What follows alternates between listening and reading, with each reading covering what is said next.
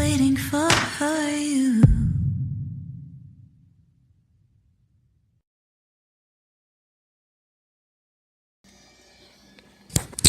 Okay, and welcome to KBLP, The Walking Dead. Oh yeah, okay, are you ready for the recap of Season 7?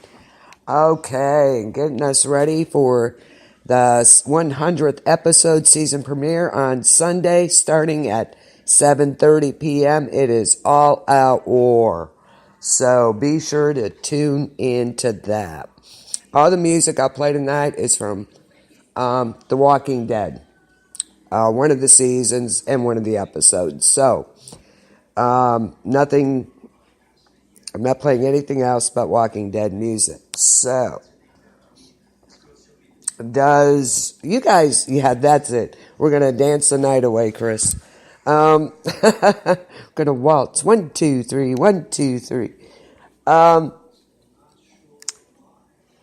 know you don't watch it, Chris. Valerie, have you seen season 7? This was the most devastating season, so up to this point. Hi, Ike. Are you ready for this? You ready for a recap of season 7? Are you ready for Sunday? Woohoo! Can't wait. This was a devastating season. It really was. I can't even begin to describe this season. I mean, we were all in tears for forever on this one. I think some people still are. This season started with Negan, of course, with him beating Glenn and Abraham to death with Lucille in front of the group. And poor Maggie, she's pregnant. She's in pain. And all they were trying to do was get her to the doctor, and every road they took was blocked by the saviors. So this was a crazy, crazy season. People are still reeling from that. I know, can't wait. The 100th episode. And they're doing an alternative ending to the end of last season. It starts at 7:30 p.m. Sunday on AMC, so start watching then. I know, we lost Abraham and Glenn. It was so sad. Yeah, okay, Chris. I mean, this was the most devastating season to date, seriously. Negan showed his muscle, and everywhere they tried to get Maggie to Hilltop to a doctor, they had the roads blocked no matter what they did. To me, they should have taken on that smaller group, the one that was killing that guy. And they should have just ran them over and just went through them. I don't know if the outcome would have been any different because just the way it happened, they caught Eugene and everything. And Negan took Daryl captive. So it was sad, so sad. And I think people are still reeling over that one. And then he threatens, he wants Rick to cut off Carl's hand. And Rick's like, no. And you could see just the fear and torment in his eyes that Negan was putting him through. And, of course, it didn't happen, thank God. And then he then declares that they're going to provide for him and the saviors. That's what they're going to do. So, at the end, you have the group sitting there in the daylight. Yes. Woohoo. Can't wait. I can't wait. And they're just reeling from the death of these two and the capture of Daryl. So, he got you, Chris. Yeah, next Thursday we'll have the first actual TWD podcast for the show. But, you know, they're reeling from these deaths. And right away, you know, the girls are like, we're going to get him. We're going to go get him. We're going to go get him. First, they got to get Maggie to the doctor. I mean, seriously. So Sasha takes her to Hilltop for medical attention, and they bring Glenn and Abraham's bodies so they can bury them. It was so sad. In the meantime, Carol and Morgan are out there. They have no idea what's going on. And Carol wakes up in the kingdom with Morgan sitting there waiting on her. And he introduces her to King Ezekiel, the leader of the kingdom. And if you saw this, you can remember Morgan, she was in the wheelchair. And she's going around and she's just smiling and happy. And I don't know what's going on. Oh, isn't that wonderful? And she's just...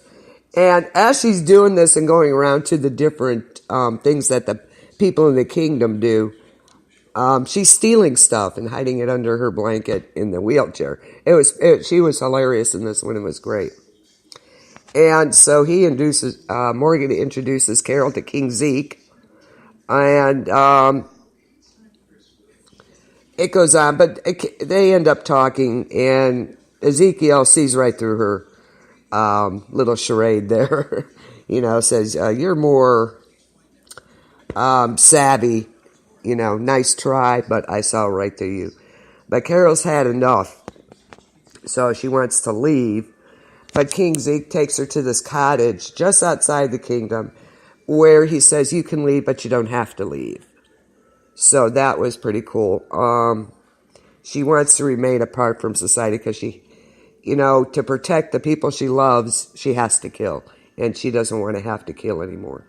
This was a kind of a transition period for Carol. I just love her. I think I'm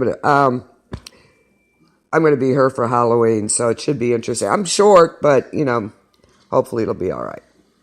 So we have, and King Zeke kind of likes her, I think, because he comes and makes sure she's got water and fruit and fresh fruit and vegetables. She's got plenty of food, no doubt. And in the meantime, Morgan's living, in the kingdom itself. And he goes with King Zeke and a small team, and they deliver a weekly shipment of supplies to the saviors. This is the deal they have. And the King Zeke asks Morgan to keep their deliveries a secret from the other kingdom residents. So it's kind of a truce peace they have with the saviors, but they've just about had enough of the crap. Excuse me. So you remember all this, right? I know you don't, Chris. Valerie, I don't know if you saw any of this. So they've made a deal kind of with the saviors, but they know, well, at least some of them know, this is not going to last. I mean, you just know it's not. Something's going to trip somebody's trigger, and boom, it's going to be on. So Morgan goes with them, and he sees what's going on, is asked to keep it a secret. And on the other side of the coin, from the Savior's camp, Dwight, he's a real piece of work. But, at the time, you don't know what's going through his head. There's a runaway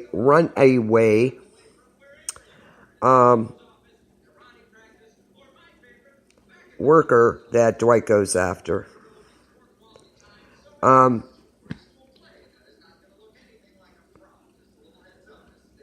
And Dwight is they have Daryl in this cell type room. No wind, no light, nothing there. And he's trying to psychologically torture Daryl to force him into submission because because Negan's like, who are you? Daryl. He doesn't say Negan. We are all Negan. No, we are not. He's like, Daryl.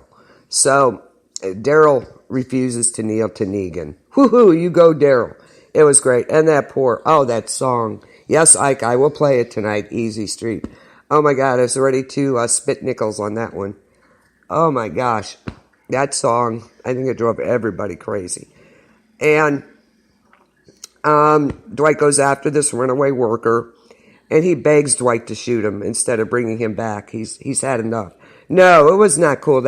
Oh my God, poor Daryl. But the song, everybody was singing it.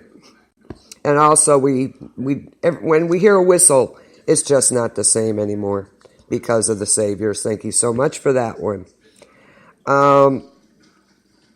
So Dwight's like, okay, fine, have it your way. Boom. He grants his request. So, then you're going on, and they're still trying to, that dang dog food sandwiches, feeding him dog food. Yeah, it's like a little bread, and Dwight, takes dog food and makes it like a sandwich spread.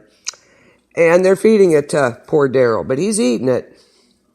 The song I like, yes, I'm going to play it here in a bit. Of course I am. So, he's feeding Daryl dog food. I mean, his clothes look like, he's worn them for 10 years. And one time he goes back, they bring him back to his cell, and there's a note there and a key. Easy Street, yeah. And a key. Somebody's helping Daryl escape. So he gets out of his unlocked cell, intentionally unlocked cell. And Negan recaptures him and offers Daryl an opportunity to work for him. And he's beaten after he refuses, of course. So they're feeding him dogs food. He's in this cell. Oh, they left it intentionally unlocked to see what he would do. Well, yep, there you go. Oh, okay. I'm trying. Yeah, I hope you're kind of getting at what's going on here. Daryl's beaten after he refuses to work for him. And later, he's kind of talking to Daryl a little bit. And he later tells Daryl that Sherry, who is Dwight's wife, married him to spare Dwight's life after a runaway attempt. He asked Daryl to follow in Dwight's footsteps as one of his top men. Nope. Daryl again refuses. Nope, no way. Yeah. Yeah, you did. I remember that. That was great. I thought it was great. So, you watching the marathon? The marathon is on now, the first 99 episodes. So,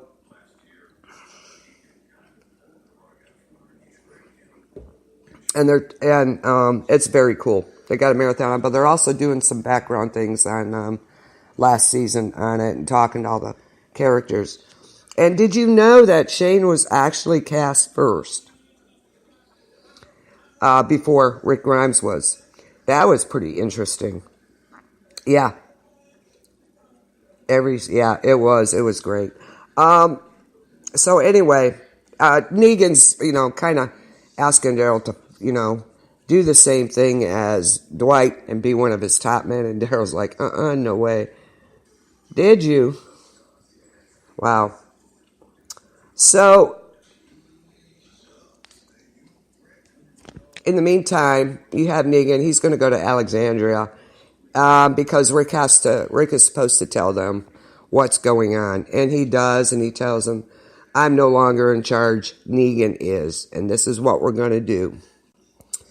And Negan goes to Alexandria for his first collection of half their stuff. So, and Carl's awesome this season. He threatens to shoot one of the Saviors. He's great. Lori, yeah. Shane, Rick's wife. Oh, my God. Boy, she was a troublemaker, wasn't she? She started that crap between them. It's her fault. Oh, I couldn't stand her. So anyway, so Carl threatens to shoot a Savior during his first excursion to Alexandria. And Negan's like, I'm shutting that crap down. And he confiscates all the guns in town and threatens to kill Olivia, who is the doctor in Alexandria, so to speak. Yeah, Lori. Oh, God, I couldn't stand her. Andrea was another one. Oh, my God. She couldn't make up her mind where she wanted to be. So he threatens to kill Olivia if they don't track down 2 guns that are missing. And